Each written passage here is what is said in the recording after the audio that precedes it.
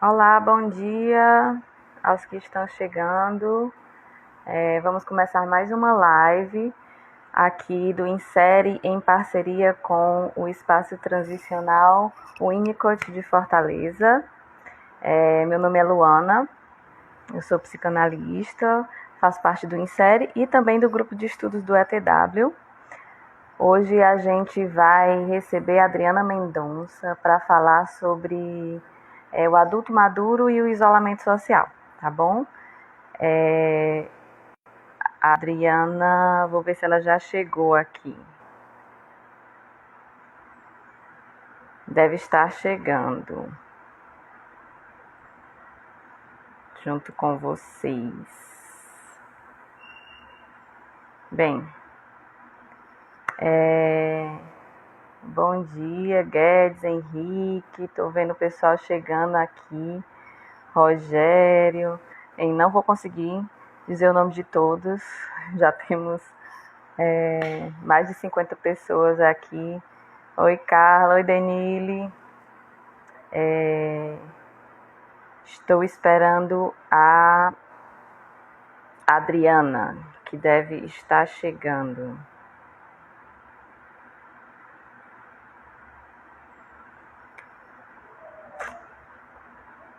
Muito bom ver todos vocês, ver todos esses colegas e a gente poder ter esse espaço aqui para conversar, né?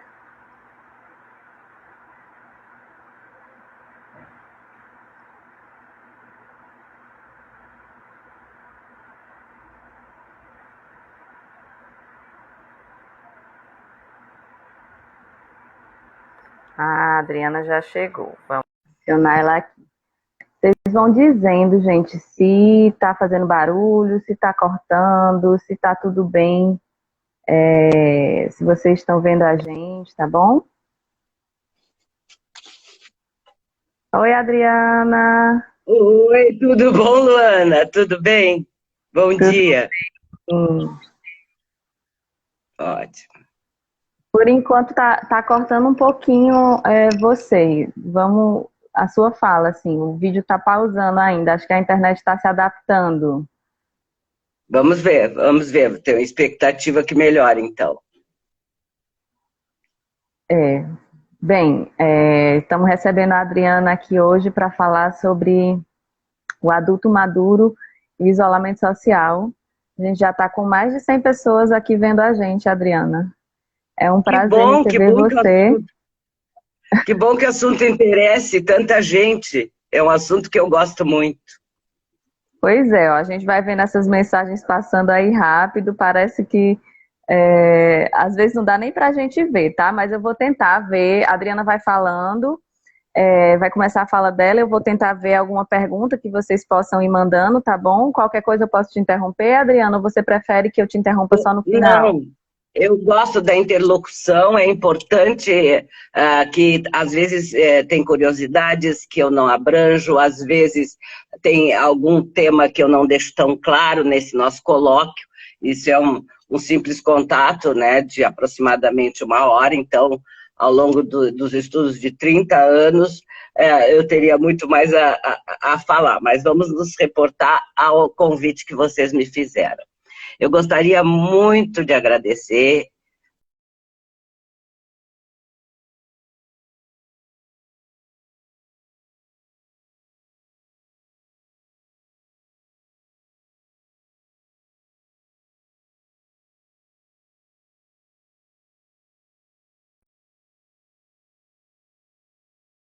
Queria dizer. Quero agradecer aos que nos Ah, tá ótimo. assistem. Está ouvindo bem? Agora estou Ótimo. ouvindo Quero ótimo. agra... Tá ótimo. Então, eu quero. Aqueceu, de certo, aqueceu. Eu quero agradecer aos colegas que assistem, que alguns já me acompanham há muito tempo. Denile até comentou que no último congresso de Fortaleza, o último brasileiro, o penúltimo brasileiro que tivemos, houve um espaço para um mini curso, né?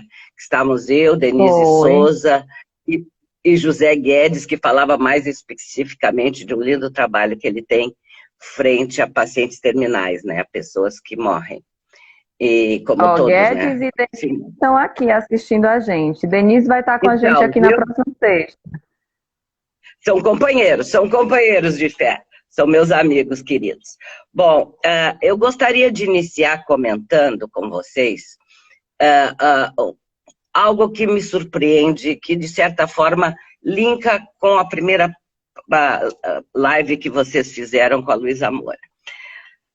Eu quero falar sobre Margaret Mead, né, que viveu entre 1901 e 1978. Ela, antropóloga cultural norte-americana muito importante, e também a sua primeira formação era a psicologia. Ela era uma psicóloga, né? Então, vamos dizer assim, uma colega. E ela, indagada, questionada por um estudante de qual seria a primeira manifestação, né, que ela tinha visto da civilização nas tribos primitivas e no estudo todo da antropologia que ela trazia, a Margarete responde para ele, eu anotei aqui para não falhar. Ela diz, a primeira evidência de uma civilização foi um fêmur de 15 mil anos encontrado num sítio arqueológico.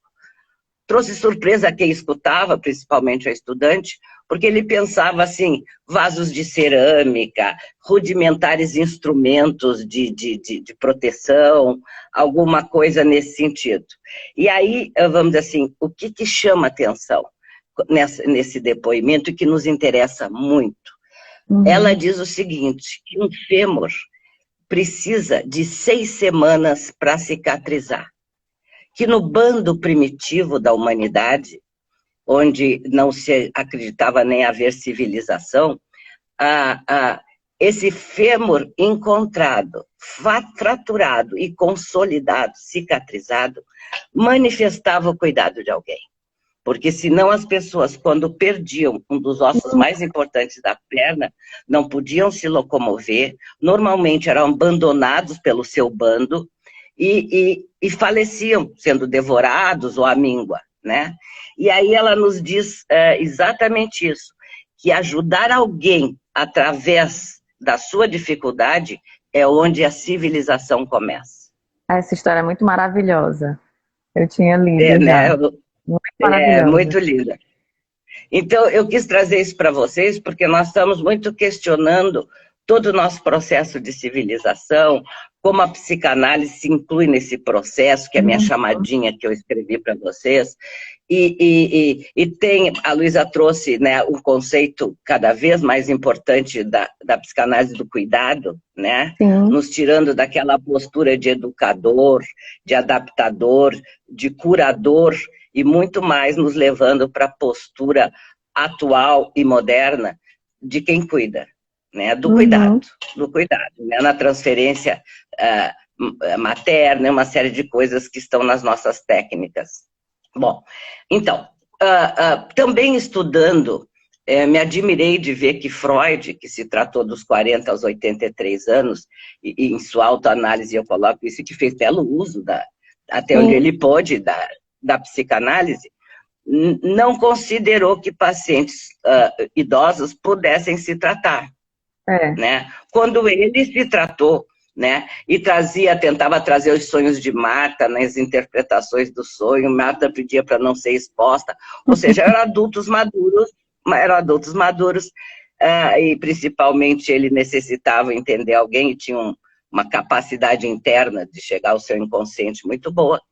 Então, na verdade, a psicanálise começa com a autoanálise de Freud, a análise de um adulto maduro. Mas, entretanto, isso foi abandonado, né?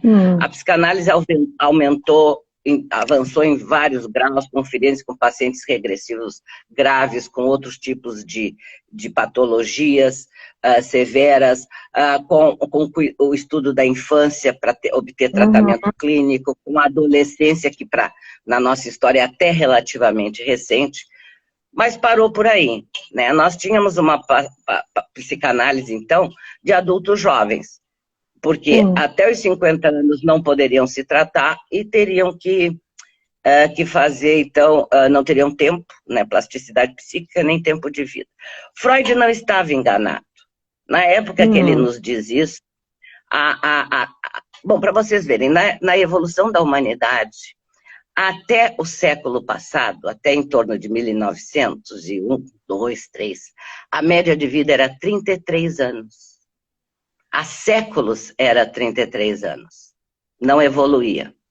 Com o advento da Primeira Guerra Mundial, da penicilina, do avanço dos aparelhos que poderiam investigar melhor nossos organismos, com a cura de infecções ocasionais e hoje em dia mais minimizadas, sem problema, porque temos medicação, as pessoas realmente morriam muito cedo, né? E tinham, vamos dizer assim, os sobreviventes tinham condições de saúde muito precárias, né? Tirando o que eu estudei muito também na criatividade humana, os gênios como Michelangelo, como o próprio Leonardo da Vinci, que foram gênios que viveram muito. Ou seja, quando a criatividade se alia à nossa vida, o próprio Freud, que eu já até 83 anos, né? Então, quando a criatividade se alia à nossa vida, e ela deve se aliar desde a infância, aí nos diz o Winnicott, quanto brincar é importante, né? Porque é no brincar que a gente cria. Nós temos mais condições, né, de termos um desenvolvimento adequado e saudável, tá? Bom, então, isso aí é outro lado. Então, outra coisa que me preocupa é que até os 33 anos, então, as pessoas era a média de vida no início do século passado, né? Do século XX. Nos anos 1950, com o advento de todo o avanço da farmacologia e da medicina, passou a ser a média em 1950 de 45 anos. Tá? E aí nós tivemos um aumento nesses últimos anos fenomenal, né, da nossa taxa de vida, da rigidez dos adultos, dos tidos velhos, né? A biologia estuda e nos demonstra que houve uma retangularização da vida, não mais uma curva, porque antes se desenvolvia assim, se desenvolvia até os 25, esse era o pico, e se decaía. Hoje em dia temos o conceito de retangularização. Não mudou, o ser humano se desenvolve, as suas competências até os 25 anos, e aí estabiliza numa reta. Sim. E aí decai. Então, esse platô inovador, que é um retângulo, não mais uma curva, faz com que a humanidade se preencha da existência de adultos maduros. E o processo do envelhecimento e o processo da senilidade, que era o que a gente via, e preconceituosamente, e até primeiro racionalmente, mas preconceituosamente ainda está unido a quem envelhece e ao medo de envelhecer, hoje em dia faz com que a gente crie espaços para demandar, então, temas e cuidados e reconhecer o que é a adultez madura, essa nova faixa, o que leva a psicanálise anterior a ser uma psicanálise característica do adulto jovem. A psicanálise qual é essa faixa freudiana, que você coloca, Adriana, a adultez madura? Tu sabes que cronologicamente é muito difícil encaixar o desenvolvimento de um indivíduo, né?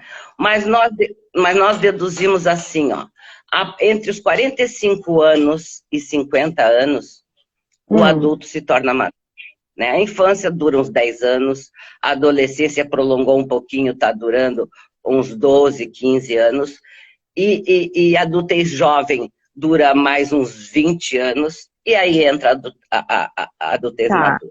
O que incomoda muito, porque se tu analisar na clínica, esse ranço do envelhecimento e da proximidade da morte, que no início do século passado se dava na média de 33 anos, ainda faz com que muitos pacientes nossos sofram quando estão na maior plenitude entre os 30 e 40 anos, né?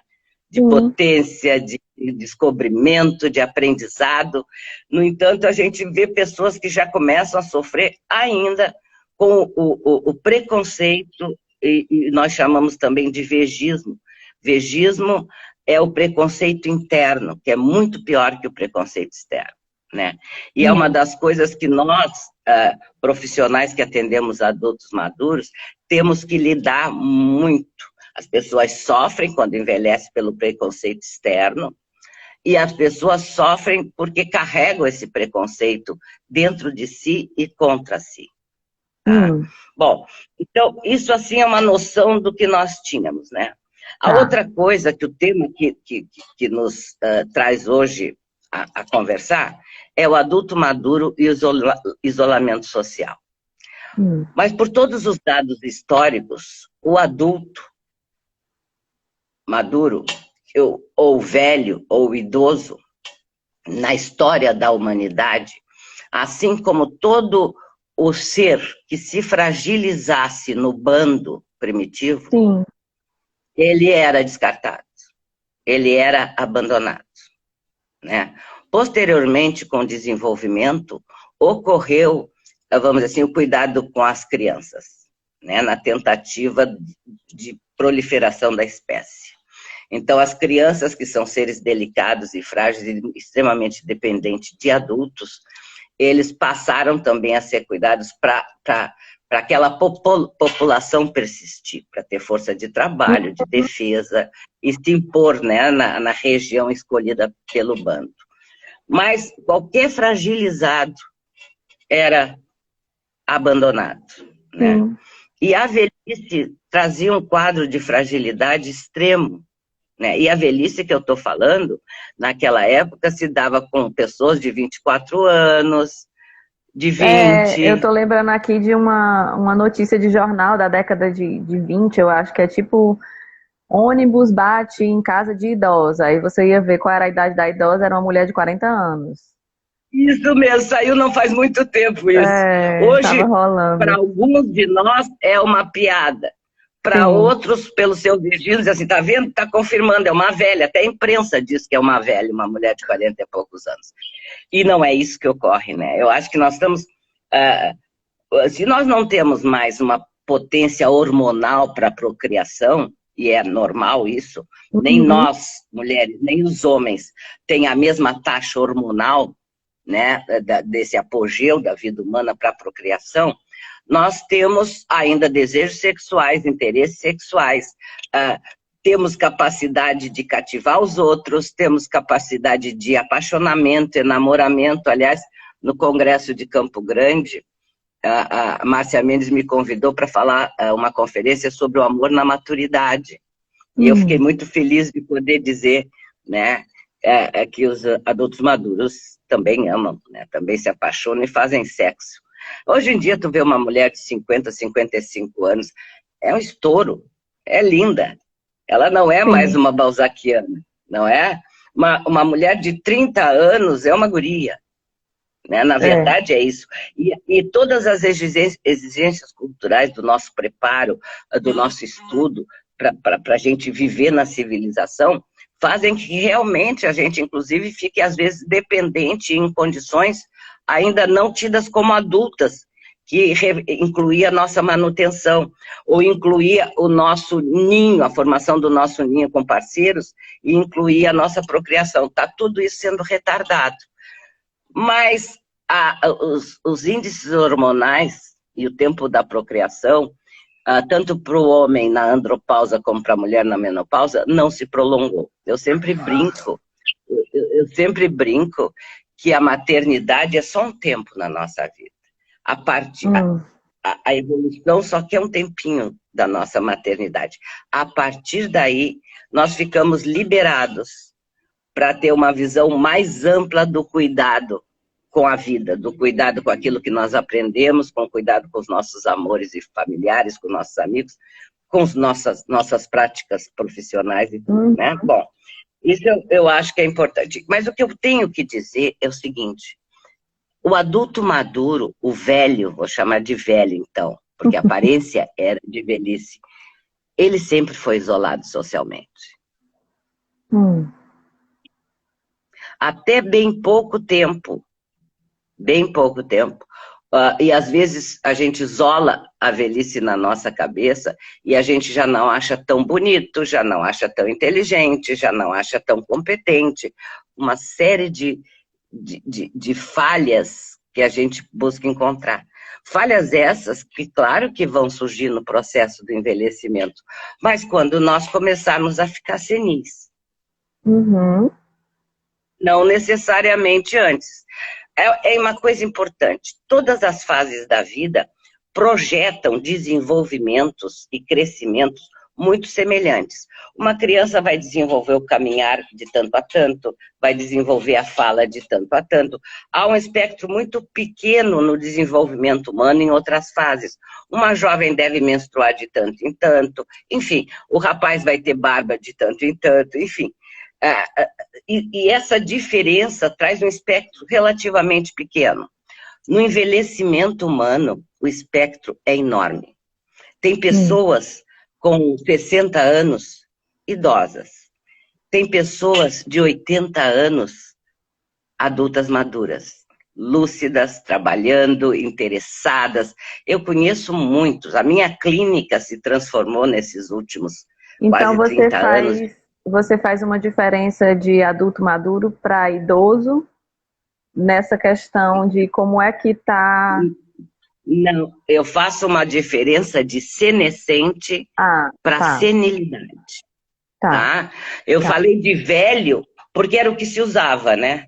A Sueli Planta um Dueck velho. aqui, ela protestou, velho não, né? Disse, É não claro chame que de... não. Não, claro que não. O que eu quis falar é como o preconceito enxergava essa Sim, etapa da vida, sim. né? E colocava todo mundo no mesmo saco. Fez 60 anos, é velho. Não. A gente conhece pessoas maravilhosas, cheias de força vital nessa fase, e conhece jovens muito desvitalizados, né? O temor que se associa ao processo de senescência, que é um processo, vamos dizer, saudável na vida, é porque nos aproxima da morte. Porque, no caso, quem vai envelhecendo teve a sorte de não morrer cedo, porque crianças morrem. Jovens morrem. Inclusive, proporcionalmente a estudos, que jovens morrem dentro da sua faixa etária, atualmente, mais que idosos. Por drogas, por acidentes, por exposição a riscos. Eles tendem fora as doenças que acometem, né, o ser humano em qualquer faixa etária. Mas então eles tendem a, proporcionalmente, morrer mais do que adultos maduros. Tá? Então, o que eu estou situando é que, o que nós pensamos? Denise segue comigo nesse estudo que eu comecei lá no início dos anos 90. Há muito tempo já também me acompanha, Denise Souza. Então, temos a infância, temos, inclusive, eu gosto muito, na Argentina eu aprendi, um período de 2 anos que relata sobre a puberdade, que nós temos que ver melhor. O pubre não é entendido, porque nós começamos com pré-adolescência e tal, mas o pubre tem características de atendimento, umas filigranas sensacionais, que nós tínhamos obrigação de saber. E aí vem a adolescência, já bem conhecida e estudada, vem a adultez jovem, com toda a teoria fantástica de Freud e seguidores, e seus seguidores, e aí não vinha mais nada. E aí tu vai pegar, por exemplo, Karen Horney, a própria Klein, Eric Erickson, Otto Kemper, muitos deles falavam do processo e tentavam, inclusive, dizer que havia diversas formas de se envelhecer, muito maiores do que as outras fases do desenvolvimento, com muito mais possibilidades, mas não pensavam na possibilidade mais específica da clínica, de uma teoria e de uma técnica para esse paciente. Né? O reconhecimento do fenômeno ocorria, né? Que o envelhecimento estava abrangente, estava trazendo uma camada populacional muito grande, inclusive o setor econômico se perturba muito conosco nesse sentido, né? Aumentando o tempo de aposentadoria, e talvez isso seja bom. Eu conheço muitos aposentados que sentam e esperam morrer. Sim. E aí esperam 30 anos, 35 anos, é um inferno isso, né? É uma morte em vida. Então eu acho assim, claro, eu conheço outros que mesmo tendo direito a aposentar-se cedo, aí se sentem liberados, já que estão estabilizados, para criar com mais liberdade, para buscar novos caminhos, para buscar novas opções de vida. Então, assim, cada um vai sair, como saiu em todas as fases e todas as crises da nossa vida, da melhor forma que puder, né? Então, isso é uma coisa muito importante.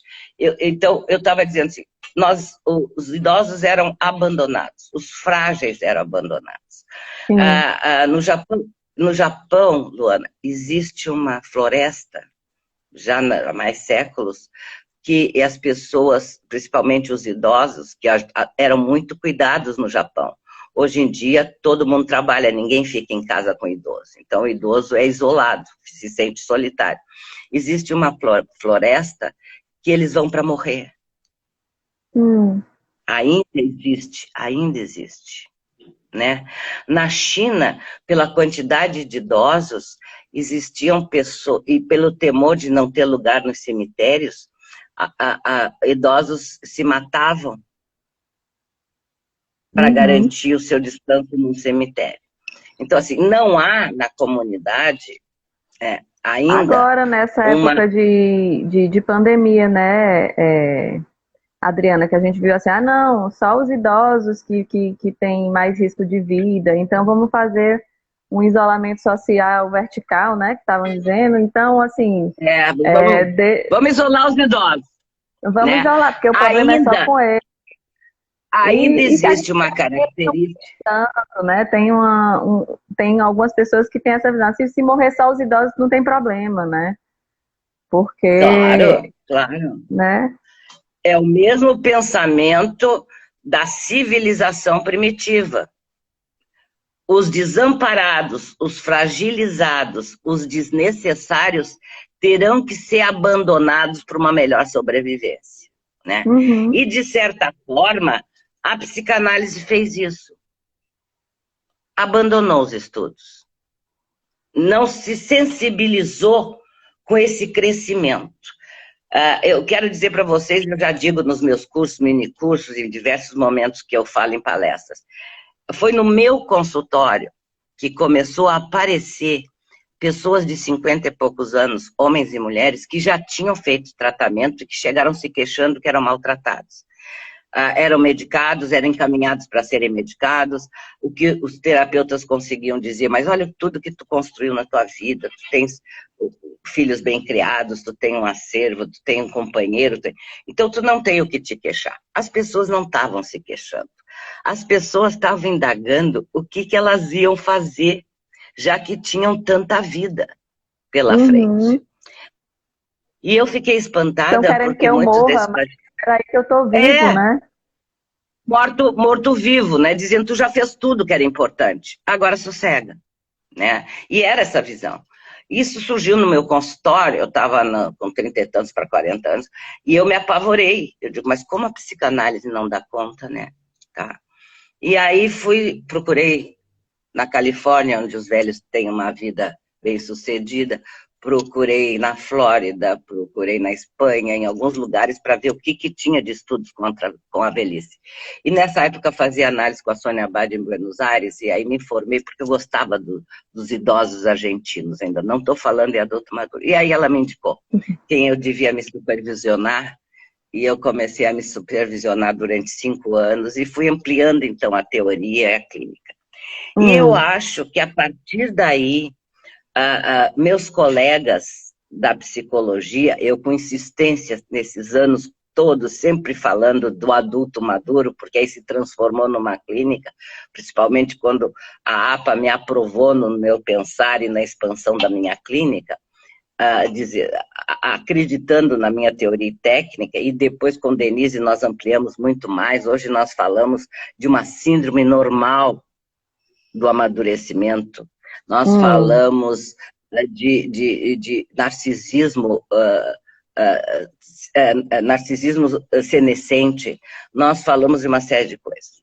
Então, assim, há uma diferença entre ser um senescente E veja que a palavra é do Mário Prata, num artigo, e ela é fantástica, e nós estamos usando em nossas áreas.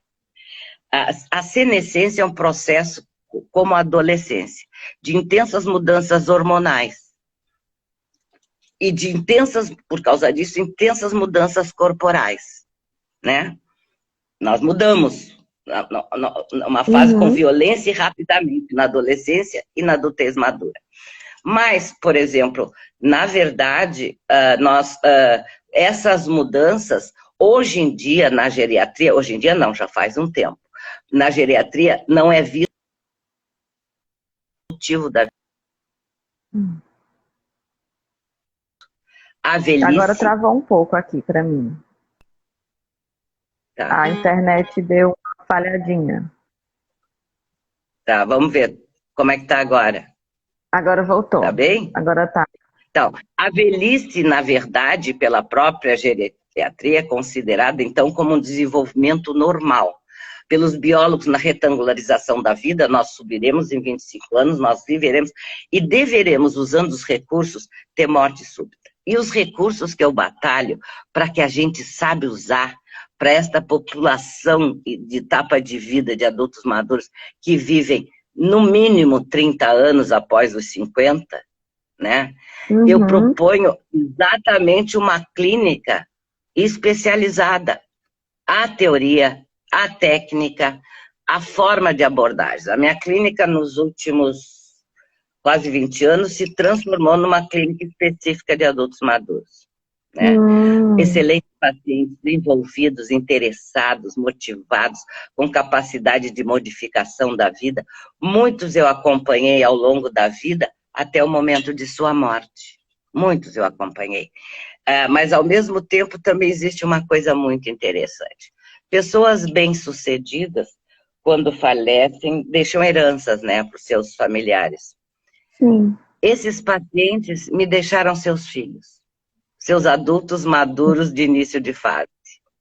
Eu tenho sequência no atendimento, sabe? Familiares, filhos vêm me procurar aos 50 anos, aos 60 e poucos, começam a entender, vendo como os pais viveram, a importância de se trabalhar a maturidade, o processo da senescência, né? Porque senilidade é quando nos dá a patologia, quando eu começo a perder mais a memória, quando surge alguma patologia mais grave orgânica ou até psíquica, né? Enfim, mas a tendência, o que eu acredito, é que essa retangularização, esse platô, está faltando o nosso apoio.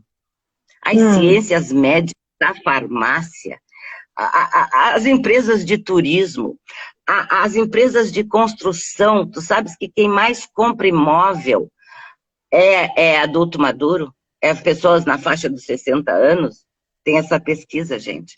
E os imóveis já estão sendo projetados com todas as adequações a esse processo. Sabe? Já tem barras de segurança, já tem pisos adequados, já tem, quando tem jardins e parques, já tem entradas de piscina, caminhos. Então, as outras tecnologias, as outras ciências estão sendo usadas a favor dessa faixa etária, né? E a psicologia ainda trabalha muito pouco. Esse espaço que vocês me abrem, que colegas têm me aberto nos últimos anos, eu estive em Uberaba, a convite do Joaquim Jorge do grupo, dando curso com Denise, tivemos em João Pessoa, tivemos em diversos outros lugares no outro ano, para que escutem. Isso é algo que me faz muito bem, claro, para D também, mas certamente fará muito bem a clínica do paciente adulto maduro. Alguma pergunta? Alguém quer? Eu tenho uma pergunta. Eu queria, assim, que você pudesse falar um pouco mais, assim, da especificidade dessa clínica. Você falou aí de um narcisismo da senescência, eu fiquei, assim, curiosa. Um narcisismo senescente, fiquei curiosa. Conceito. Assim, porque nós temos dois tipos de narcisismo. O primário, que é todo voltado a si, onde não se reconhece o objeto, e o secundário, onde se reconhece o objeto e se busca ficar ligado a ele. Mas que na iminência de um luto, de um luto patológico, nós recolhemos esse narcisismo. Então, esse segundo narcisismo, porque vinculado a objetos, pode ser patológico. Nós chamamos de narcisismo senescente ou terciário, a Denise lembrou de trazer terciário para mostrar que é o terceiro lugar, o reinvestimento. Quando nós perdemos a nossa imagem da juventude, ou o nosso parceiro, ou o nosso emprego, ou nossa categoria social, porque começam a nos olhar como mais velhos e talvez mais incompetentes, é necessário que a gente retire do objeto um tanto da nossa libido, para fazer um processo de autorreconhecimento, de autorreconhecimento interno. Quem eu sou? Quem eu sou agora, quando eu até me olho no espelho e nem me reconheço. Às vezes penso que eu sou minha mãe, às vezes penso que estou vendo meu pai, porque a gente às vezes confunde com as imagens mais idosas da família, né? Se confunde porque se perde. Há, como na adolescência, uma despersonalização. Então, esse narcisismo senescente recolhido, ele é diferente porque ele está num processo elaborativo para retornar. Ele não fica patológico. Ele entra em ti, ele te reconhece, ele investe em ti, deixa esse outro ambiente que não te reconhece ainda, e aí tu te liga de novo aos objetos, agora sabendo de novo quem tu és. Do bem-estar com a tua própria imagem, com o adulto maduro que tu está te transformando. Essa é uma das coisas que a gente pensa no consultório. Outra coisa do retorno ao polimorfismo, tem a ver muito com a sexualidade, tem a ver muito com Freud. O retorno ao polimorfismo, por exemplo, na minha clínica eu vi assim, das pacientes jovens. Ai, mas eu dou um beijo nele, já me agarra e quer transar. Que coisa, não faz preliminares, então tinha queixa. Depois eu ouvia de adultas maduras, das mulheres, eu ouvia elas dizer assim, tu sabe, é um tempão que ele leva. A gente tem que ficar demorando, a gente tem que ficar se tocando, a gente tem que ficar... Ai, que saco. Bom, o que muda, na verdade, né? O que muda? A ereção masculina ou o desejo feminino podem até, por causa de hormônios, não estar tão intensos. Embora hoje nós tenhamos na medicina todo um apoio hormonal que, bem ministrado, nos deixa em muito boas condições, a homens e mulheres, tá? Bom, mas enfim, o que eu quero dizer? Vendo esse tipo de queixa e vendo que muitas vezes o corpo, as partes do corpo, as zonas erógenas, como Freud nos ensinou e outros seguidores, deixam de ter valia pela primazia do genital, para que haja proliferação de espécie, para que tenhamos nossos filhos e tudo, a primazia do genital se instala e nós, de certa forma, perdemos. Vem junto com a genitalidade o toque, o beijo, o aspiradinho, o cochicho, o carinho. Mas quando o genital se vai, parece que nada mais disso tem valor. Então nós falamos de retorno ao polimorfismo. Nós sabemos que o orgasmo se dá na cabeça, né, no cérebro que nos comanda. O que acontece nos órgãos genitais é o toque e a fricção que fazem com que esse orgasmo surja. Então, assim, nós sabemos de pessoas que têm orgasmo quando são beijadas no pescoço, nós sabemos de outras partes do corpo que são tocadas e são prazerosamente satisfeitas. Desculpa. Então, quando nós falamos do retorno ao polimorfismo, nós dizemos que essas zonas erógenas entram a serviço da nossa sexualidade, né? Porque se o período genital não tem a mesma importância, a sexualidade e o amor têm importância vital em nossas vidas. Vital, né?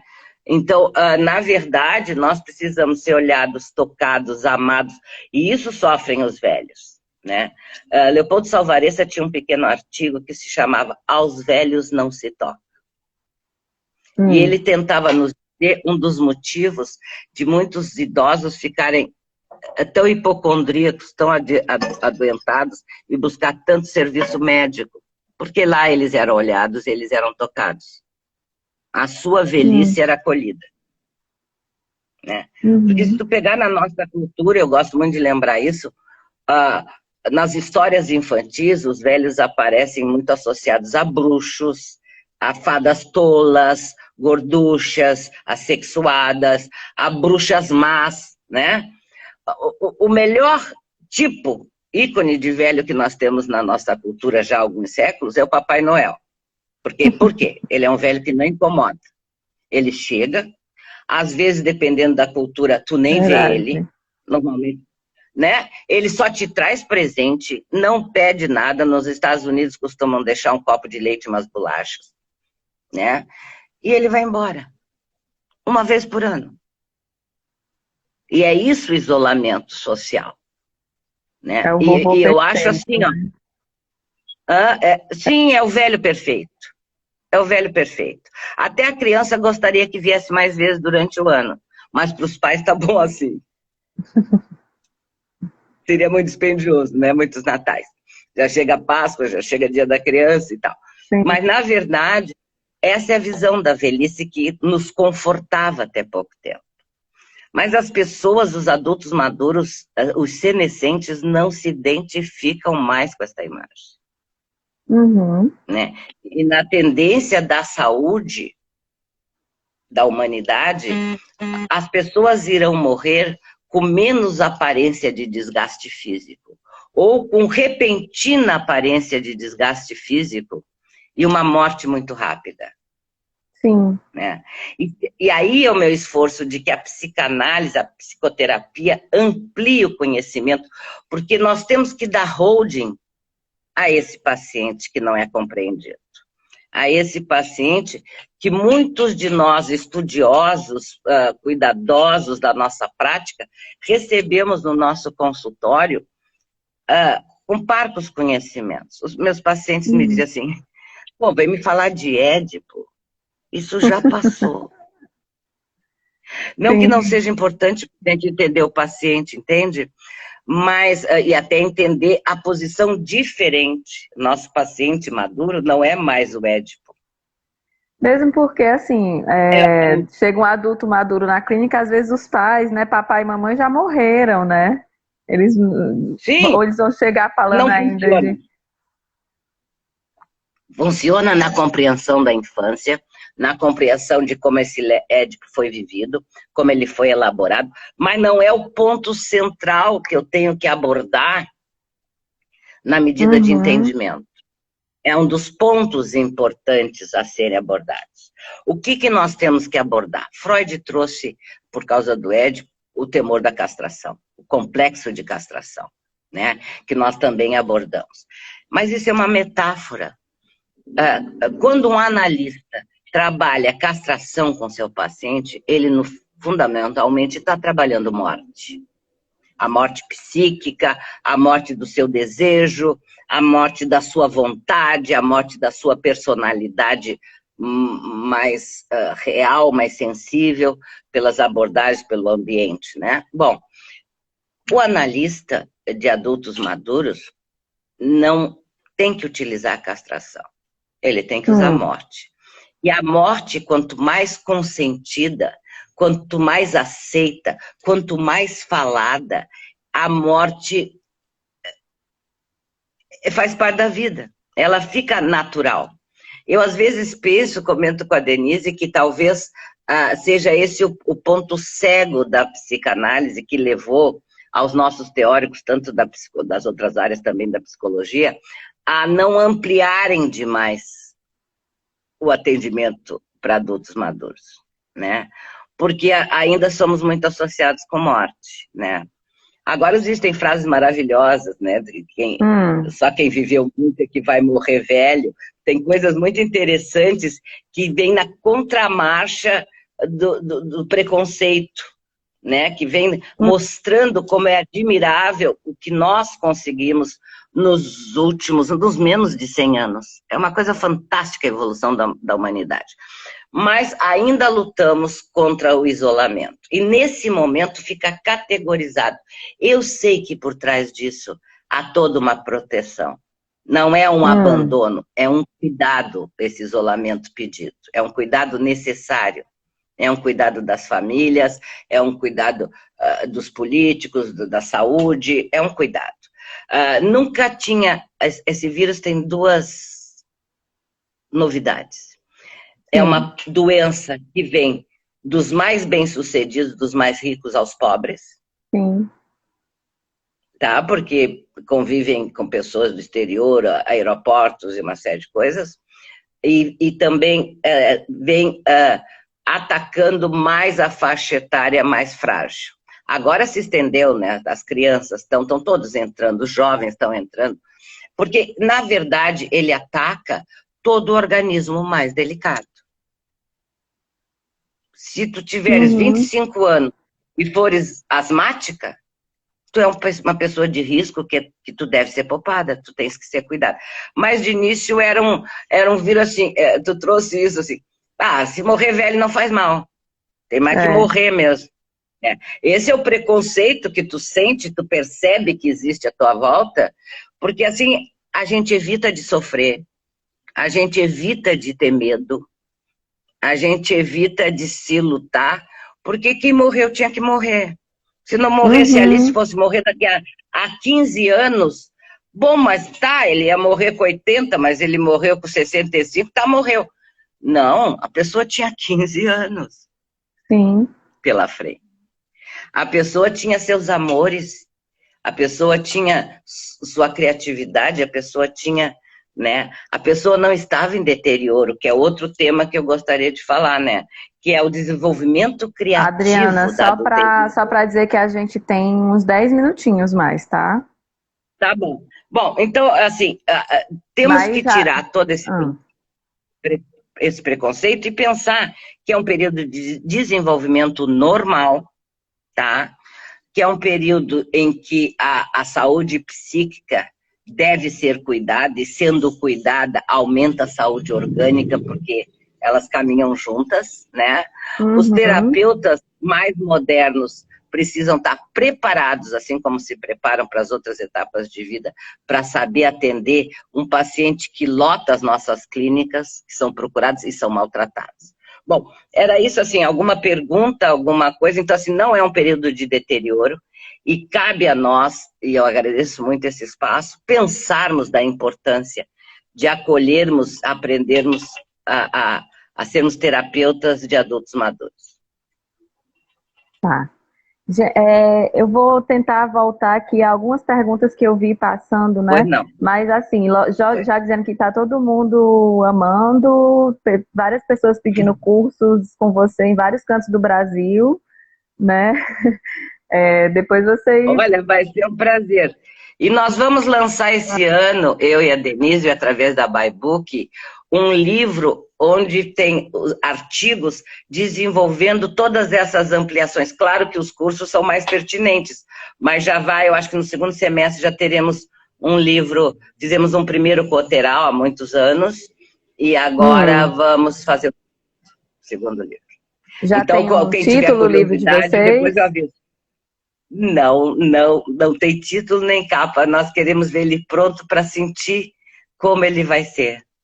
Pronto, é porque o pessoal perguntou aqui, qual é o nome do livro? Indica mas eu uma literatura. anuncio. A gente anuncia. Outra coisa também, volta e meia a gente fala de fazer um mini curso em Fortaleza, né? Nós temos aqui na Ciro Martins um curso de formação de 1 ano, onde vem pessoas do Rio, de São Paulo, do interior do Rio Grande do Sul. Já temos 2 turmas em formação, estaremos formando a 3ª esse ano, mas todo mundo parou, né? Porque tem que viajar. E as instituições pararam, as presenciais. E as nossas aulas são muito dinâmicas. E vocês não estão fazendo online? Não estão fazendo ainda uma versão para... As nossas aulas exigem de nós ser extremamente dinâmicas, muita imagem, muito som, muito recurso. E nós não temos, vamos dizer assim, o conhecimento para transmitir como nós gostamos só na palavra. vai uma parte, mas Uhum. para nós o curso se torna um pouquinho desinteressante na medida que aquela vibração em torno do curso, que é bastante admirada pelos nossos colegas, não existiria no debate. Mas claro que estou livre para ser convidada, assim como a Denise, para debatermos sobre adultos maduros. Isso é tudo do total interesse meu e espero que seja do total interesse dos meus colegas que me assistem. Inclusive, gente, a Denise vai estar aqui na próxima sexta e vai falar sobre a psicanálise em tempos de pandemia, tá bom? Então, próxima sexta, 10h30, quem estiver por aqui vai poder ouvir essa grande companheira da Adriana aí, né? De É repente, verdade. ela vai entrar em alguma coisa sobre adultos maduros também, né? Já que é o tema que vocês andam estudando tanto. É, há Deixa muitos eu, anos. É deixa eu isso e a criatividade humana, são nossas duas paixões, pode perguntar. A Milena, eu estou procurando uma pergunta dela aqui que eu vi.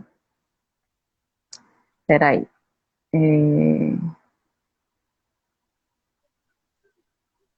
Gente, vai ficar gravada essa live no IGTV aqui do Insere e a gente vai botar no YouTube do ETW e do Insere também, tá bom? O pessoal indicou um livro, A Morte é um Dia que Vale a Pena Ser Vivido. Não sei se você conhece, Essa mulher é Adriana. excelente, conheço as palestras dela, ela é uma pessoa totalmente dedicada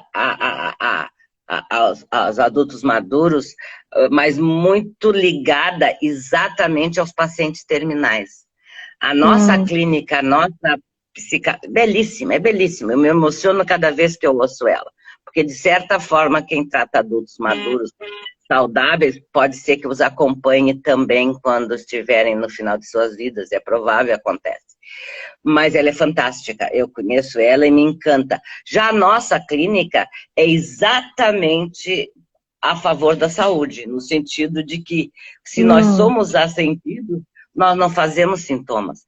Se nós não fazemos sintomas, tantos nós não adoecemos, né? A tendência, agora, claro, a morte vai chegar um dia para todos nós. sim. Não existe como evitá-la, como não existe quando uma criança tem que morrer, ela morre. Quando o feto tiver que ser abortado, é abortado. Né? Começa Uhum, desde cedo. É um prenúncio de vida, há um prenúncio de morte, uhum. Mas infelizmente. não precisa ser uma morte através da senilidade, né? Você não precisa adoecer. Essa é a ideia. Não, não. Tu sabe o que disse, Luana, Goethe quando morreu? A frase célebre que consta é luz mais luz, né? Hum. E ele pediu mesmo, luz mais luz, e aí chamou a nora e disse, eu quero morrer vendo uma mulher linda como você. O Winnicott nos diz que eu esteja vivo na hora da minha morte. Esse é o fundamento da nossa teoria, né? Que a gente esteja vivo, né? Que bonito, sim. Apesar de adulto maduro, né? Apesar não, principalmente por ser um adulto maduro, um momento de muita liberdade, um momento muito bom, não esse, né? Não esse específico da pandemia, Mas mas todos têm que se cuidar. também, né? Que Todos, a gente tem todos têm que que se cuidar. ativar a nossa Todos vocês têm criatividade. que se cuidar. Todos vocês têm que se cuidar, todos nós temos que nos cuidar. Porque a vida vale a pena, né? Então a gente não pode arriscar. A Milena tinha perguntado há um tempinho como pensar nessa clínica para idosos maduros para uma população de idosos socialmente e economicamente fragilizados. Bom, o que que acontece, né? Vamos pensar todo o nosso serviço médico, nosso SUS, que inclusive é bem abrangente, mas que não qualifica o número necessário de psicólogos para atendimento. A comprovação, Milena, que as pessoas, é muito importante isso que ela perguntou, a comprovação que muitas das pessoas que são remetidas a tratamentos caros, a cirurgias, se tivessem tido acesso a um tratamento psicológico, não aquele tratamento que às vezes o SUS faz, te encaminha e tu tem meia dúzia de sessões com o terapeuta, que é pouco Hum, tempo para se dar a conhecer. Mas se nós tivéssemos uma abrangência de psicólogos para abordagem inicial, a não ser paciente que está com apêndice supurado, que tem que ser operado em emergência, mas que chegassem com suas queixas e fossem escutados, acompanhando de exames, alguns exames, mas pela psicologia e pela psicanálise, certamente nós teríamos um número adequado de trabalhar o envelhecimento humano também. Né? Como trabalhar a infância, como trabalhar a adolescência, enfim, né? Em vez de um jovem drogado chegar porque teve um excesso de droga e entrou em coma, nós poderíamos evitar, trabalhando desde a infância, que a droga fosse uma saída possível. Né? Um link da pulsão de vida para ter mais prazer, junto com talvez ter um ganho de dinheiro por traficar, mas que vai matá-lo. Então, eu sou favorável, acho que se o serviço público nos utilizasse, a população seria muito mais feliz. Muito mais saudável. Isso é o nosso métier, né? Deixar as pessoas... A análise é interminável, né? Mas deixar as pessoas mais adaptadas ao seu período de vida, ao período em que nos procuram. A Andréia Pires fez uma pergunta aqui. Ela perguntou se essa resistência ao isolamento social pelos adultos maduros pode ser associada aos atos antissociais do Winnicott. E o Guedes fez uma colocação aqui, deixa eu ler logo, que eu não sei mais, a gente tem pouco tempo. E a escolha de Sofia nos dias de hoje nos CTIs do SUS, seria o retorno das práticas nazistas? Né? Bom, a primeira pergunta foi... bom, vou nas práticas nazistas porque eu lembro. Eu acho que retorna as coisas primitivas da nossa humanidade, quando nós éramos bando, e não havia recurso nem comida para alimentar a quem não merecia viver. Eu pensei nisso, vai contra a historinha da Margaret Mead, né? Não dá mais tempo de curar o fêmur. Não tem cuidado. E nós temos uma situação atual em que não se diz que não se tem espaço, né? Outros até dizem, não, vamos matar os velhos mesmo, porque eles preferem, porque nós só damos despesa, problema, e vamos dar cada vez mais. Bueno, não sabem entender, porque todos serão velhos, né? Tomara que cada vez menos pensem nisso, porque senão vão se matar, então, quando começarem a envelhecer. Né? Ou tomara que procure uma de nós para se tratar e se entender como um bom adulto maduro. Essa é a primeira, a do Guedes. Qual é a outra? Se essa resistência em ficar em casa, essa teimosia querendo sair de casa, se é um ato antissocial, como o Winnicott falava. Tá. Nós já apresentamos um minicurso num dos nossos congressos, foi em Campo Grande, sobre deprivação na velhice. Né? A Márcia me falou ontem, que eu assisti, anteontem, num grupo de uma colega nossa falou sobre, de Mato Grosso, falou sobre privação e deprivação do livro de Winnicott, né? Privação e delinquência. E nós trabalhamos muito o conceito de deprivação na velhice. Porque certamente existem, por exemplo, no mundo, casos específicos, temos fotografia, de idosos que trabalharam, que foram independentes, mas no abandono da velhice, eles sofrem de deprivação, se sentem privados, sem profissão, sem os iguais, sem a família. Então, o que eles fazem? Isso é um movimento mundial. Nós denominamos deprivação velhice delinquente, nós chamamos. O que está acontecendo? Eles roubam sem precisar roubar para serem presos. No Japão, na Alemanha, em outros países, já existem cadeias especializadas para idosos. Idosos que geralmente são isolados, no sentido de família, de vida, de contágio, de trabalho. Então, assim, claro que isso incomoda o idoso. E se tu entender, incomoda ainda mais o idoso que gosta de gente. O idoso que é vitalizado. O idoso que é vitalizado. Então, vamos pensar assim, ó, se esse idoso estivesse fazendo uma terapia com o link possível, com o vínculo adequado, se sentindo cuidado, quem sabe uma live, um contato entre os dois, paciente e terapeuta, pudesse aliviá-lo, né? Seria Adriana, a mais gente uma tem pessoa... 15 É. segundos para dizer Ai, tchau. gente, muito obrigada. Tá, tchau, Beijo. muito obrigada.